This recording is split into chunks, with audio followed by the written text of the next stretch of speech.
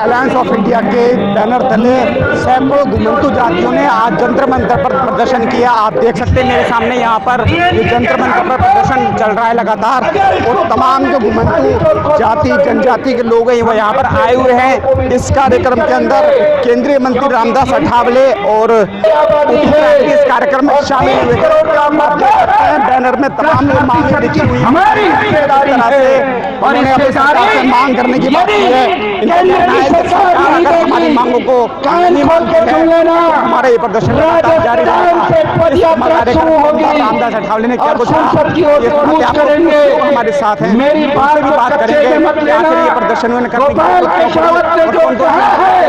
ये प्रदर्शन किया। मैं आपके बीच में आया हूँ डीएनटी समाज को न्याय देने के लिए, और मैं जा रहा हूँ तुम्हारे दुश्मनों का बदला देने के लिए।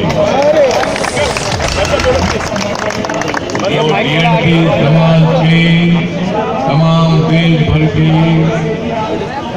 कार्यकर्ता लोग आज दिल्ली के जंतर मंतर पर आए हैं। आज का दिन आपका आजादी का दिन है। देश की आजादी को 75 साल पूरे हुए, लेकिन आपकी आजादी को 70 साल पूरे हो रहे हैं। जब 15 अगस्त 1947 को देश को आजादी मिली थी तो आप लोग सब जेल में थे। क्रिमिनल ट्रायल करके आपके ऊपर अन्याय हुआ था। आप लोगों को अंग्रेज सरकार ने जेल में रखा था, लेकिन 31 अगस्त 1952 को आप लोगों को जेल से रिहा किया। इसलिए आज का दिन आपके लिए स्वतंत्रता दिवस के रूप में आप लोग पूरे देश भर में मनाते हैं। बहुत ही अच्छी बात है। और आप लोग जानते हैं कि सरकार की तरफ से डीएनटी समाज का बीएनटी समाज का सर्वे करने के लिए एक कमीशन का निर्माण किया था, बालकृष्ण रेंके कमीशन। उसके बाद विदा के कमीशन के पास इनकी जिम्मेदारी आई, और मैं मंत्री बनने के बाद माननीय विदा के जी ने एज के चेयरमैन के नाते डीएनटी समाज का पूरा रिपोर्ट हमारे सोशल जस्टिस मिनिस्ट्री को उन्होंने दे दिया है। और इस रिपोर्ट पर हमारी सरकार, हमारी सोशल जस्टिस मिनिस्ट्री गंभीरता से सोच रही है कि घुमांतु कम्युनिटी को न्याय कैसा मिल सकता है। घुमांतु कम्युनिटी को न्याय मिलना चाहिए। इस घुमांतु कम्युनिटी के लिए अलग एक कमीशन भी होना चाहिए, आपकी मांग है। अभी ओबीसी कमीशन तो ही है, ओबीसी कमीशन में आपकी जाति आती है, एसटी कमीशन में आपकी कुछ जाति आती है, एसटी कमीशन में आपकी कुछ जाति आती है, लेकिन घुमांतु कम्युनिटी के लिए अलग से कमीशन होना चाहिए। ये आपकी मांग है।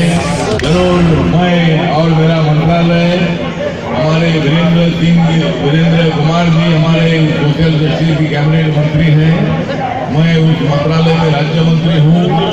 मैं माननीय नरेंद्र मोदी साहब से बात करूँगा, आपका संदेश उनको मैं सुनाऊंगा, और आपकी मांग क्या है इस मांग के संबंध में जरूर माननीय प्रधानमंत्री जी से मैं बात करने वाला हूँ। हमारा एक 31 अगस्त अपना घुमंतु दिवस मनाते हैं। हम देश को बताना चाहते हैं कि जब देश 15 अगस्त 1947 को आज़ाद हुआ था, लेकिन हमारी डीनोटिफाइड जो नोमैडिक ट्राइब्स हैं, जो कुछ घुमंतु जनजातियाँ हैं, उनको आज़ादी नहीं मिली। उनको आज़ादी 1952 31 अगस्त को दी गई। इसीलिए ये दिन हम इसको मनाते हैं। हमारी इस देश की सरकारों से हमेशा ये लड़ाई रही है कि जो आपने 5 साल 16 दिन बाद इनको आज़ादी दी, इनको जेलों से बाहर निकाला, और 1942 के बाद ही देश आज़ादी की ओर चल पड़ा था। लेकिन जो अन्य समाजों के लिए हर प्रकार की सुविधाएं उनको सरकारों ने मुहैया कराई, लेकिन इस समाज को छोड़ दिया गया। ये समाज जंगल जंगल भटकता रहा है, इसलिए अपने आप को भटकते घुमंतु जनजाति बोलती है। तमाम सरकारें बदली, लेकिन आपकी मांग आज है, क्या मांग है उसको लेकर? सरकारें आती रहती हैं, जाती रहती हैं, कुछ आंदोलन हुए, आंदोलनों के बाद उन्हें एक कमीशन दे दिया। कमीशन भी वो भी अस्थायी दिया है, जैसे SC/ST कमीशन को पूरी पावर दी है, लेकिन इस कमीशन को कोई पावर नहीं है, कोई अपना फंड नहीं है, कोई एट्रोसिटी एक्ट नहीं है। यदि किसी अपने TNT भाई के ऊपर होता है तो भी हमारे पास उस अदालत के अंदर हम अपने लोगों को नहीं बुला सकते। और हम ये चाहते हैं कि इनका कोई जिस प्रकार से 27% 22% आरक्षण आपने SC/ST को दिया है, OBC को दिया है, तो कहीं ना कहीं जो घुमंतु जनजाति के लोग हैं इनको एक सेपरेट आरक्षण इनको दिया जाए, ताकि ये लोग भी अपने राजनीतिक महत्वाकांक्षा पूरी कर अपने समाज को सही दिशा दे सके, अपने बाल बच्चों को पढ़ा सके। क्योंकि जो सीधी इनकी जो लड़ाई है कि इनका बच्चा 10वीं से लेकर 12वीं पास हो ही नहीं पाता, और जो सीधा जो लाभ होता है वो लाभ और चला जाता है। क्योंकि SC के अंदर जो जातियाँ यहाँ पर हैं, OBC में आपकी महाराष्ट्र में है, ST में राजस्थान में है, लेकिन उनमें जो वो समाज जो आज ब्राह्मणों से भी ऊपर और मनुवादी से भी ऊपर लोग हैं जो समाज में है। लेकिन हमारी लड़ाई है कि जो भौगोलिक परिस्थितियों से भटका हुआ व्यक्ति है, यदि आप उसको चिन्हित करके आरक्षण देंगे तो सीधा लाभ जो सही मायने में समानता मूलक समाज की स्थापना की बात करते हैं, वहाँ उसको समान अधिकार को प्राप्त होगा। कार्यक्रम के अंदर अंदाजा भावने आए थे, क्या आश्वासन देकर गए? हमारी जनसंख्या 20 करोड़ पूरे देश के अंदर हो चुकी है, 20 करोड़ पूरे देश में हो चुकी है, लेकिन लीडरशिप यहाँ नहीं है। आज यदि किसी पार्टी को हमसे लाभ उठाना होगा तो हमारी इनकी मांगे हमारी माननी होगी। और सीधा इन्होंने नोता अपने घर का दिया है कि जो आपका 5 सूत्री कार्यक्रम आप मुझे दें, मैं पार्लियामेंट में उसको उठाऊंगा, ये आश्वासन दिया। एडवोकेट सतीश सांसी, सांसी समाज से। आज आप यहाँ पर जो प्रदर्शन करने आए हैं, क्या डिमांड लेकर आए हैं? हमारा यही मकसद है कि जो हमें वंचित किया गया है देश की सभी सरकारों के द्वारा, आज तक 70 सालों में जितनी सरकारें रही हैं, सब लोगों ने हमें वंचित रखा है इन सब चीज़ों से, हमारी हिस्सेदारी से, हमारी सुविधाओं से, हमारे अधिकार से वंचित रखा। और इस कार्यक्रम के माध्यम से हम सरकार को ये चेताना चाहते हैं कि हमें अगर मुख्य धारा में लाना चाहते हो तो हमें हमारे अधिकारों का बंटवारा सही तरीके से हमें दो, हमारे हिस्सेदारी दो, नहीं तो इस देश की सरकारों के साथ, राज्य सरकारों के साथ, केंद्र सरकारों के साथ हम जो है आंदोलन करने की पूरी तैयारी कर चुके हैं। पूरे देश में आंदोलन चल चुका है, मूवमेंट चल चुका है। मैं राष्ट्रीय सहसपल सांसी समाज संघ रजिस्टर्ड इंडिया का राष्ट्रीय अध्यक्ष बलबीर सिंह बिसाइया। आने वाले टाइम के अंदर अभी आप 24 दिसंबर को महासम्मेलन करने जा रहे हैं, उसका उद्देश्य? हम जो 24 तारीख को तालकटोरा स्टेडियम में जो महासम्मेलन करने जा रहे हैं, वर्तमान की सरकारों को हम ये कहने के लिए आए हैं कि जो हमारे घुमंतरू अर्ध घुमंतरू भारत के मूल निवासियों का आप जो हक है और अधिकार है, जो हमारे भारत के संविधान में, भारत के कॉन्स्टिट्यूट ऑफ इंडिया के कॉन्स्टिट्यूट आर्टिकल 342 में जो हमारे अधिकार दिए हैं, उनके अधिकारों से हमें वंचित ना रखा जाए और हमारे अधिकारों की जो हमारे अधिकार हक है उनको दिया जाए। विमुक्त जातियां जो कि पिछले सितंबर 1871 को जिन पर क्रिमिनल ट्राइब एक्ट लगाया गया, ट्राइब एक्ट, इसका मतलब ये है कि ये ट्राइब के लोग हैं, लेकिन जब इन पर अंग्रेजों ने क्रिमिनल ट्राइब एक्ट लगाया उसके बाद इनका नाम रख दिया गया विमुक्त जातियां, यानी कि ट्राइब के लोगों को विमुक्त जातियां नाम देकर एक अलग कैटेगरी बना गई, जबकि ये ट्राइब के लोग हैं। इसलिए हमारी सीधी और साफ एक ही मांग है, इन कबीलों को देशभक्त का नाम दिया जाए और इन्हें ट्राइब दिया जाए जो उनका संवैधानिक हक है। धन्यवाद। नमस्कार दोस्तों, मैं जयराज भाट सांसी, मैं राष्ट्रीय भांतु सांसी समाज विकास संघ का राष्ट्रीय अध्यक्ष हूँ और मैं इस हमारे घुमंतु कार्यक्रम के लिए कोल्हापुर से 2200 किलोमीटर चल के यहाँ पे आया हूँ।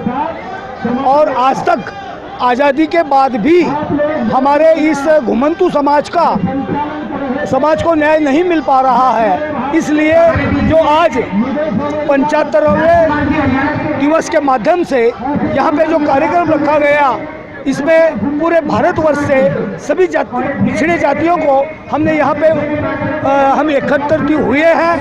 इस कार्यक्रम में हमने केंद्रीय मंत्री रामदास जी अठावले साहब, उदित राज साहब, उनको बुलाया और हमारी जो समस्याएं हैं उनके बारे में हमने उनको अवगत करवाया। हमारे इस पिछड़े समाज को न्याय मिले, इसके लिए बहुत बड़ी तादाद में हम आंदोलन करने वाले हैं। मैं ऐसी भातु समाज पर फिल्म बना रहा हूँ और इस समाज को इससे पूरे वर्ल्ड में उजागर कर दिया हूँ और वर्ल्ड की पहली फिल्म है जो भातु समाज पर बन रही है।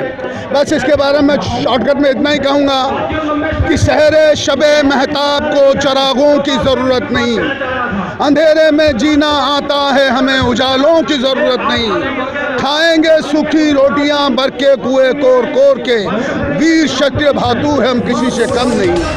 तो हमारा सांसी समाज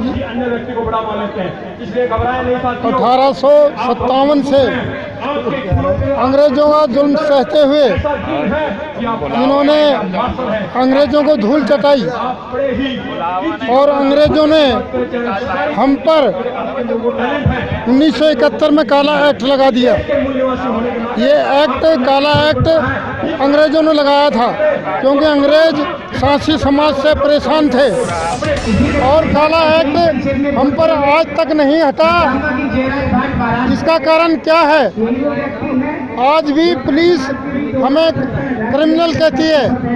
मेरी गुजारिश है दिल्ली के सीएम, दिल्ली के एलजी और भारत सरकार के गृह मंत्री अमित शाह जी से और भारत सरकार के प्रधानमंत्री दामोदर नरेंद्र मोदी जी से कि हमारी एक सीटीजी करा दें जेल के अंदर कि हमारे सांसी जेल में कितने हैं और किस क्राइम में हैं और अधर जात किस किस जुर्म में हैं और कितने हैं। बस यही मेरा कहना है, मेरी सरकार से यही प्रार्थना है। गोपाल केशावत, पूर्व राज्य मंत्री, राजस्थान राज्य विमुक्त घुमंतु अर्धघुमंतु कल्याण बोर्ड। जंतर मंतर पर आज देशव्यापी जो देश की मूलतः फ्रीडम फाइटर जो घुमंतु जातियां थी, जो 1240 जातियां काका कालेलकर से लेकर बालकृष्ण रेणके आयोग और दादा इदाते आयोग तक ने सिफारिश की, जिसमें 1240 जातियों का ये समुदाय है जो आज आज़ादी के अमृत महोत्सव हम लोग मना रहे हैं। लेकिन ये जातियां आज भी खुले नीले आकाश के नीचे हैं और हमारी मुख्यतः जो मांग है, बालकृष्ण रेणके आयोग की रिपोर्ट जो मानसून सत्र संसद में चलेगा उसमें वो रिपोर्ट लागू हो और केंद्र में जो सुरक्षित बालकृष्ण रेणके आयोग ने 10% जो आरक्षण की मांग रखी थी वो आरक्षण मिलना चाहिए और केंद्र में और विभिन्न राज्यों में अलग से डीएनटी का मंत्रालय का गठन हो और तमाम जो हमारी मांगें हैं, जो रेणके आयोग और इदाते आयोग ने जो मांगें दी है, उन मांगों को केंद्र सरकार त्वरित प्रभाव से लागू करे। सुरेश महला मेरा नाम है और हमारा सुप्रीम अलायंस ऑफ इंडिया एक बहुत बड़ा ऑर्गेनाइजेशन है जिसमें सैकड़ों संगठन डीएनटी के और एससी एसटी वंचित समाज के जुड़े हुए। हमारी मांग ये है कि जब हमें विमुक्त घुमंतु जनजाति आयोग बनाया जाता है हमारे लिए, हमारी उसके मांगों के लिए, तो जनजाति आयोग बनाया जाए तो जनजाति की फैसिलिटी या आरक्षण क्यों नहीं दिया जाता? हमें जनजाति में शामिल किया जाना चाहिए और एसटी आरक्षण दिया जाना चाहिए 10% रिजर्वेशन बढ़ाकर।